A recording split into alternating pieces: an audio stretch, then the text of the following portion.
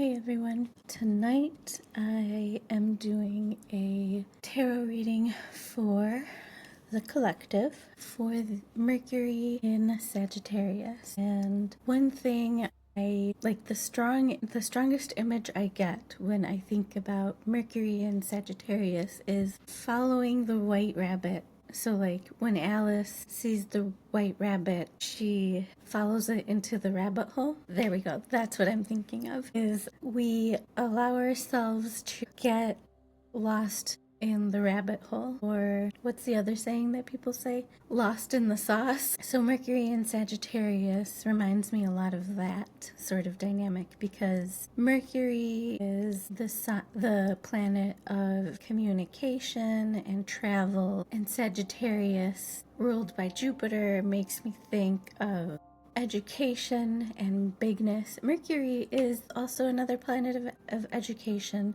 but it's more of like fundamental education, whereas Jupiter is bigger than that. Like it's beyond, it's like college, university, whatever, or even beyond those things. It's it could be adult learning or continuing education, just because you feel like it's something you need to do. But also it's an expansion of the mind, so allowing your mind to travel essentially into topics that it's highly interested in. So that's why I say it's sort of getting lost in the sauce, as they say, or following some sort of special interest for as long as it holds. So once again, I want to clarify that you do not have to have your Mercury in Sagittarius to enjoy this reading, but it certainly doesn't hurt. And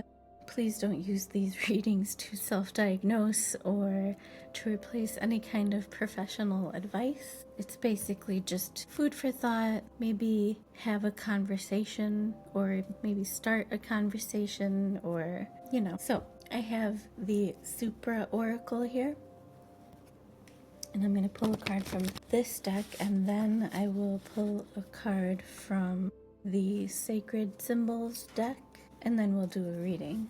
What message do you have for Mercury and Sagittarius? We have the Wheel of Fortune reversed. So what I'm hearing is there's a need to slow down in order for us to connect to the unconscious. So I feel like that's speaking about falling asleep. Like that's the when we get ready for bed and we are ready to go to sleep, that's a slowing down or a winding down. And we have the Knight of Pentacles, which I feel like embodies this. The Knight of Pentacles is very good at taking a moment and knowing when it is time to rest. And then we have the Strength card. And the Strength card, I feel like the Strength card is speaking about needing to gently overcome the obstacles that are in our way that make it difficult for us to make a connection to our unconscious.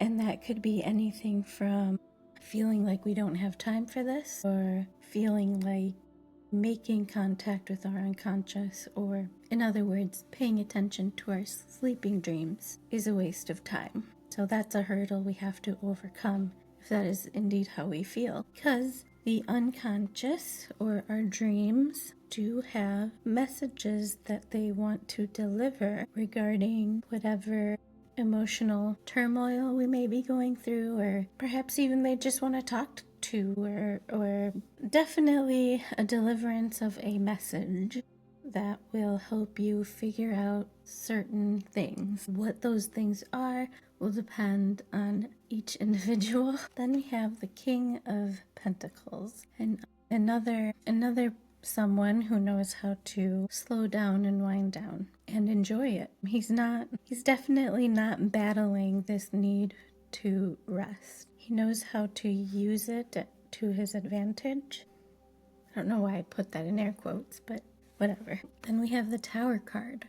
Okay, for some of us, making contact with making contact with the unconscious is going to feel incredibly uncomfortable, either because it's just we don't see the point in dreams, or we will possibly uncover maybe the realization that we are anxious about something, or that we have more nightmares than dreams, and that makes us feel uncomfortable. So that could be something. But I feel like the Strength card is here to be like, well, and also the Knight of Pentacles, they're here to say, like, give it a chance, take it easy. If you're concerned about nightmares, have a little ritual that emphasizes calmness before you go to sleep. So the next card is Temperance reversed. And I'm looking at the, well, first of all, I'm looking at the cups here, and they're pouring water into each other, or, you know, how one is pouring water into the other. And it's, I feel like instead of going outward, it's going inward because it's reversed. So that makes it more internal. And we have Jupiter, which rules with the Wheel of Fortune, which rules Sagittarius, which we're talking about Mercury in Sagittarius right now. And yeah, I'm getting the image of not diving in head first into making contact with the unconscious, because if you do it suddenly, it can go wrong and it can be dangerous. In which I mean, like, it will reinforce the idea that doing dream work is not valid, I guess. So definitely doing this sort of thing slowly with a lot of patience and gently is going to be helpful. Then we have the Ten of Swords. Okay, there's a possibility that some of us will completely, like, we're not ready to go into the rabbit hole of our unconscious, and we won't be doing it carefully. We will not be heeding the advice for patience and gentleness, and we will completely sever our ties with this part of ourselves, or we will completely dismiss our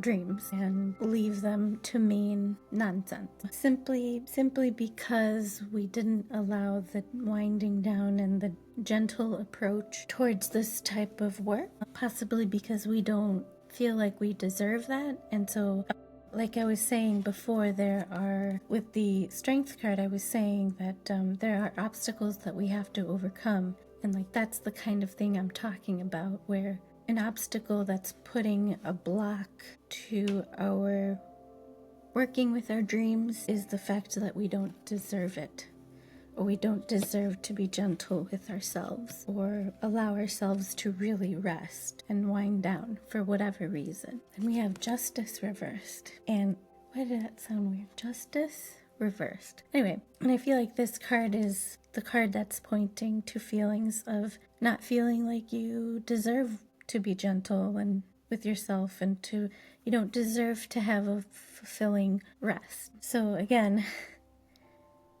that's something that has to be overcome if you want to do this sort of work, if you want to follow the white rabbit, if you want to make contact with the unconscious. This is definitely something you don't have to do. And if you truly do feel like your dreams are absolute nonsense and they couldn't possibly have any messages for you, and your heart is just not in it, then sure, don't do any of this. But there's still opportunity for you to be gentle with yourself, to quiet that self-critical or self-criticizing or self-deprecating inner voice that you have that says, oh, you're blah, blah, blah.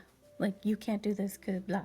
I don't know, whatever it is, that's something that could be worked on as well. Then we have the Death card, which is Scorpio. And the Death card is the big sleep. There's the saying, I'll sleep when I'm dead. That is the sort of thing I'm talking about when you say you don't deserve to rest, when you don't deserve to take things slow. Death is kind of saying, like, look at how you're treating yourself and look at your final destination. This is where you'll end up if you don't give yourself the opportunity to slow down, to be gentle with yourself, And I mean, for some, this could be literal, but for others, or most, I would say, it's a figurative death. It is that severing of connection to your inner self through the dreams, believing that they have no message, that they have no meaning, simply for the reason that they are too chaotic, couldn't possibly mean anything, too weird, but that's a hurdle you have to overcome and treat it with respect. Treat yourself with respect. I'm getting that from Scorpio. Death card. Well, it is Scorpio. But anyway, I'm getting that from Death card. This is the sort of card that deserves respect. It's giving the message that you need to treat yourself with respect and treat your unconscious, your dreams, with respect, because you deserve it. I feel like the Justice reverse is saying, here is the lie. Here is the lie that you're telling yourself you don't deserve to make contact with your unconscious. You don't deserve to learn the meanings, the messages rather, of your dreams, because you're putting that block up that says they're just too weird. It's just too weird. I don't get it. It's going to take time. Then we have the 10 of Wands reverse. And I feel like the 10 of Wands reverse is saying, once begin to allow yourself to communicate with your unconscious, you will begin to feel lighter. It's probably because you're giving your unconscious, essentially yourself, the respect that you deserve from yourself. You're giving yourself the time that you deserve from yourself, and you'll start to feel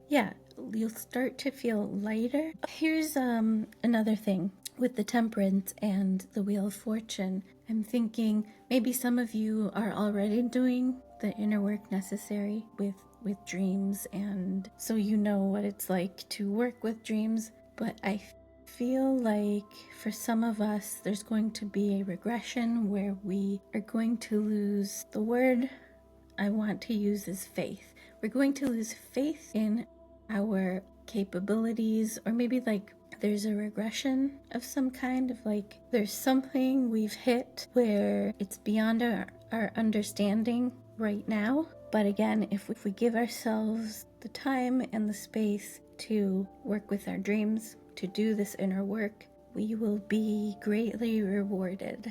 For astrology, we have Jupiter, and we want to think about Jupiter retrograde with the Wheel of Fortune reversed. We have Earth signs with the Knight and the King of Pentacles, so that's Virgo, Capricorn, and Taurus. We have Leo with the Strength card.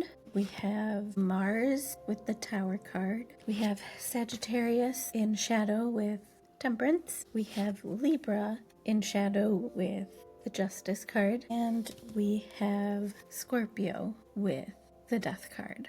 So, okay, thank you so much for watching. I hope this reading helped in some way, and please like, comment, and subscribe.